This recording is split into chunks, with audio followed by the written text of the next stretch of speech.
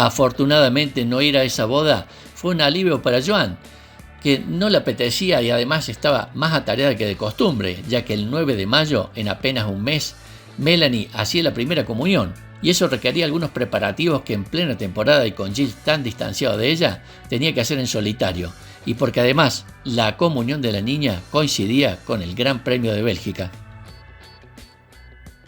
El Ferrari 126 Sedó para 1982 fue una gran mejora con respecto a su predecesor, y aunque todavía no era el mejor aspirante, sí era mucho más fiable, y no tan ágil como los excesivamente ligeros autos con motor Cosworth, el Brabham y el Williams.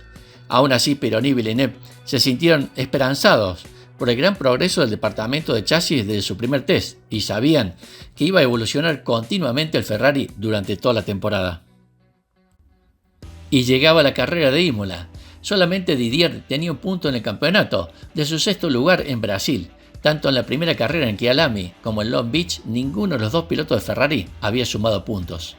Los equipos ingleses confirmaron su boicot y no se presentaban en la carrera.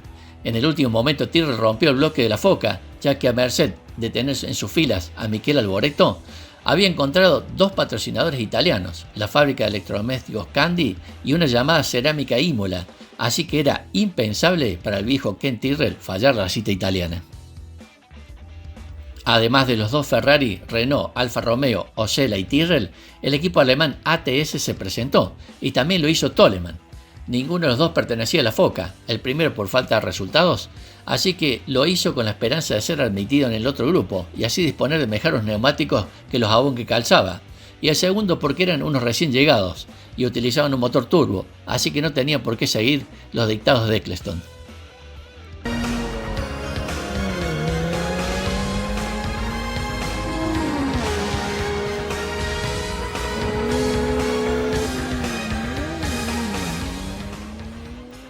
Todo lo cual daba una inscripción de 14 autos, realmente muy floja para un gran premio y más en un circuito tan largo y disperso como Imola. Paolo Moruzzi sabía que iba a ser una procesión de autos desperdigados que iban a rodar sin sentido y que el público que acudió en masa, como se aprecia en la foto de la entrada, iba a sentirse estafado y no digamos las audiencias de televisión, iban a quedar por los suelos. Por ello, tras algunas llamadas y consultas secretas, el juez invitó a cenar a los pilotos de Ferrari y a los de Renault en el restaurante del Hotel Olimpia, en la vía Carlo Piscane, apenas 200 metros detrás de la curva Rivasa. Ignoro quién más había en esa cena, y por los datos que se tienen, es muy probable que no hubiera nadie más que ellos cinco, a lo sumo alguien que acompañara a Paolo, quizás Roberto Noceto, el director del circuito.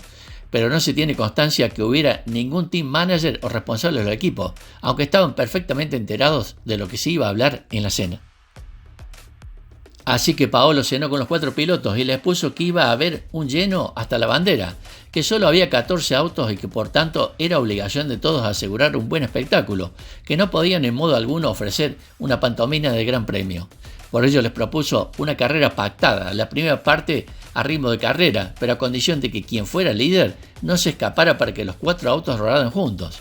Después de una fase de no beligerencia en la segunda parte para llevar hasta la meta a los autos supervivientes. Otra fase de carrera y victoria para quien fuera en cabeza en las últimas 10 vueltas. Momentos que se respetarían las posiciones para asegurar un final igualmente digno con los autos rodando juntos. Las discusiones que siguieron a continuación fueron en francés, lengua materna de los 4, Prost, Arnaud, Pironi y Villeneuve, que aceptaron el acuerdo y sellaron un pacto de silencio. Supongo que porque tenía el visto bueno en su jefe de equipo, aunque estuviesen ausentes. Y en esto nos podemos basar en quien contó esta cena años después, que fuera Franco Gossi, jefe de prensa y secretario personal de Enzo Ferrari durante muchos años. En un artículo explicaba esto y visto lo que cuenta en sus memorias de este y otros temas, es impensable que no fuese cierto. Es lógico que no hubiera ningún responsable de los equipos, ya que si alguien de la FOCA se hubiese enterado de estos dichos de equipo, iban a quedar en muy mal lugar y debilitados políticamente. Además, todos ellos estaban en el restaurante del famoso Hotel Molino Rosso en Imola, para una reunión a la que asistió el propio Enzo Ferrari en persona, para ponerse de acuerdo ante el nuevo ataque sufrido por la FOCA. Toda la atención de los medios estaba en dicha reunión y nadie sabía que había otra menos numerosa cerca del circuito. Solo Gossi ha explicado esta escena y no se ha encontrado después referencia alguna de ninguno de los participantes, pero tampoco se ha encontrado ninguna desmentida y tiene mucha lógica que las cosas se pactaran así. Eso justifica lo que ocurrió el domingo por la tarde. Al terminar la cena, cada uno volvió a sus quehaceres, especialmente Didier Pironi, quien había llegado a esta carrera bien acompañado, pero no por Catherine, sino por otra mujer, una actriz italiana llamada Eleonora Bolone, a la que había invitado a pasar con él el fin de semana, algo que no pasó desapercibido dentro del equipo. La parrilla quedó cómodamente encabezada por Arnoux y Prost, con Villeneuve y Pironi a continuación. Este último a 1,3 segundos de diferencia de Villeneuve y con el resto de la parrilla encabezada por Tyrrell de Alboreto y el Alfa Romeo Giacomelli ya muy lejos. Tal y como estaba previsto, Arnoux pasó a encabezar la carrera delante de Villeneuve y Pironi. Prost salió mal y abandonó pronto. Durante la vuelta 26 el público vio una emocionante caza de los dos Ferraris al Renault, al que Villeneuve acabó rebasando en la vuelta 27 para liderar durante 3 vueltas el Gran Premio ante los vítores del público. En la vuelta 31 René Arnoux recuperó el mando. En la 34 Pironi pasó a Villeneuve. En la 41 los Ferraris volvieron a intercambiar su posición y en la 44 el público llegó al éxtasis cuando Villeneuve volvió a pasar en cabeza y además con el Renault echando su característico humo blanco, presagio de rotura del motor, que dejaba a los dos Ferraris solo en la cabeza en el orden Villeneuve-Pironi, que tenía que ser el resultado final de la carrera. Durante la siguiente fase los dos pilotos se limitaron a dar espectáculos, cambiando sus posiciones cada 2 o 3 vueltas, simulando un duelo que hizo las delicias del público. Mantuvo a los espectadores pegados a los televisores y puso la mosca detrás de la oreja a más de uno en la sala de prensa que intuía que aquello estaba preparado para dar satisfacción al público italiano. Mientras tanto, en los boxes, Mauro Forghieri, al ver que se rompía el motor de Arnoux, le dijo a Marco Piccinini que tenía un asunto familiar y que con aquello ya decidido prefería irse antes que evitar el embotellamiento característico de Imola. Marco asintió, ya que efectivamente todo parecía bajo control. A pocas vueltas del final, expuso a los pilotos el carácter de slow, ralentizar, ir con calma, que iba a ser clave de todas las discusiones posteriores.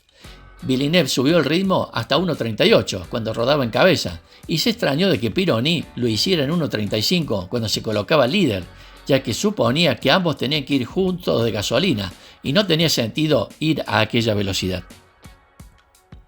En la clasificación Villeneuve fue mucho más rápido, pero Didier engañó a su compañero de equipo para que creyera que solo estaban jugando para entretener al público en la carrera.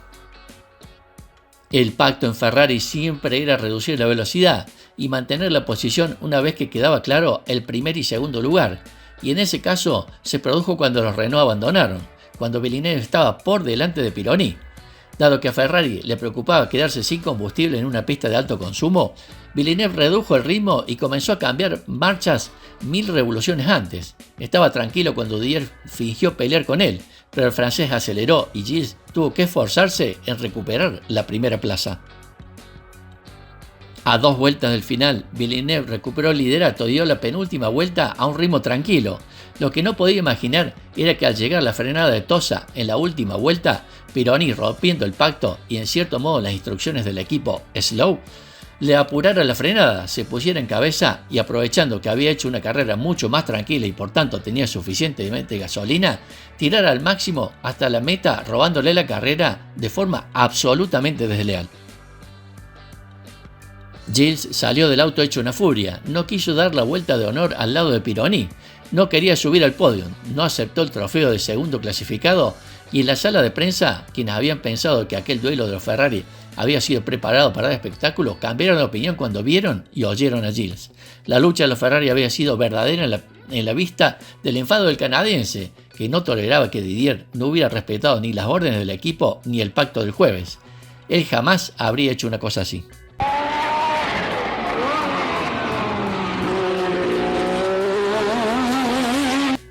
Durante la clasificación para la siguiente carrera de Zolder, Gilles se estrelló y perdió la vida, sin haber perdonado al hombre al que antes había considerado un amigo, aunque su mujer Joan le había advertido de la posible traición del francés. Luego del accidente, Didier pararía en el lugar y llevaría en su mano el casco de Gilles, siendo el único que iría al hospital para saber su estado de salud. Ferrari se retiraría de ese Gran Premio de Bélgica. Luego volvió en Mónaco con un solo auto para Pironi, que pasaba a competir sin la presión de que alguien más rápido estuviera en el otro monoplaza del equipo. El de Villeneuve fue finalmente para Patrick Tambay. En las vueltas finales del Gran Premio de Mónaco, Didier fue uno de los muchos que parecía dispuesto a ganar, pero en su caso se quedó sin combustible en el túnel, lo cual arruinó sus posibilidades. Aún así, acabó segundo y repetiría podio en Detroit. Luego en Canadá, Pironi consiguió la pole position, pero no logró arrancar, con problemas en su auto, y el joven Riccardo Paletti no pudo esquivarle con su ocela, perdiendo la vida en ese brutal accidente. Pironi, que había tratado de ayudar al médico de la Fórmula 1, el profesor Sid Watkins, contuvo sus emociones y usó el Ferrari de repuesto, al que tuvieron que hacer algunos ajustes a mitad de carrera, haciéndole perder 3 vueltas. Pero el francés fue sensacionalmente rápido, consiguiendo la vuelta más rápida, y en la siguiente carrera en Zandvoort ganó fácilmente. En Brad Hatch y Paul Ricard volvió a subir al podio, y con un 126 C2 muy revisado, parecía que el Ferrari iba a llevarse los campeonatos de pilotos y constructores como en 1979. Parecía casi hasta fácil. Pero luego, durante los libres de Hockenheim, Ferrari sufrió su segunda desgracia en 4 meses. En seco, Pironi había establecido lo que acabaría dándole la pole position, pero en una sesión sin tiempo y sobremojado, mientras probaba sus neumáticos de lluvia Goodyear, llegó el drama. Cuando se dirigía hacia la sección original del estadio Hockenheim, Didier llegó a la altura del Williams de Derek Daly, pensando que el irlandés se estaba apartando para dejarle pasar, cuando de hecho estaba esquivando la estela de agua que dejaba el Renault de Alain Prost. En un accidente misteriosamente similar al del fallecimiento de Villeneuve, Pironi golpeó el auto de Prost y voló por los aires antes de aterrizar con una fuerza increíble, rompiéndose ambas piernas. Los servicios de socorro llegaron inmediatamente, y el primer médico que llegó procuró inmovilizar al piloto, porque temía que tuviera alguna lesión cervical. Con Sid Watkins allí, los médicos del circuito encabezados por el Dr. Gru estuvieron 24 minutos trabajando sobre el terreno para evacuar al piloto en condiciones, y sobre todo para no amputar allí mismo su pierna derecha. Fue trasladado en helicóptero al Hospital Universitario de Heidelberg y entró en la sala de operaciones a las 11:30. El equipo médico ya había empezado una operación que duró más de 6 horas para salvar la pierna derecha, prácticamente destruida, dejando para más adelante las fracturas de pierna y brazo izquierdo, sobrevenidas porque se dio un anclaje del cinturón de seguridad, esta vez de la parte superior, y de la nariz rota al recibir en el casco el impacto de una de las ruedas del auto de Prost. Enzo Ferrari le prometió a Pironi, de 30 años, que le guardaría un asiento para cuando pudiera volver, pero 33 operaciones más tarde todavía no lo estaba.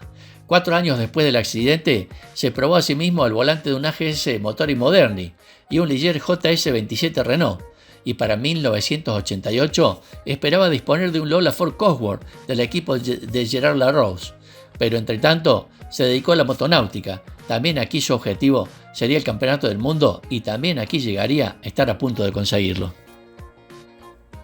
En la temporada de 1987 ya había obtenido una victoria en el Grand Prix de Arendal, en Noruega. Sin embargo, la semana siguiente, el domingo 23 de agosto, en la disputa de Netherlands Trophy Coast, en aguas de la isla de Wakepool, sufrió un accidente mortal. Su embarcación offshore Colibri 4 Lamborghini iba lanzada a unos 150 km por hora, cuando se encabritó y volcó al cruzar la estela de un pequeño petrolero.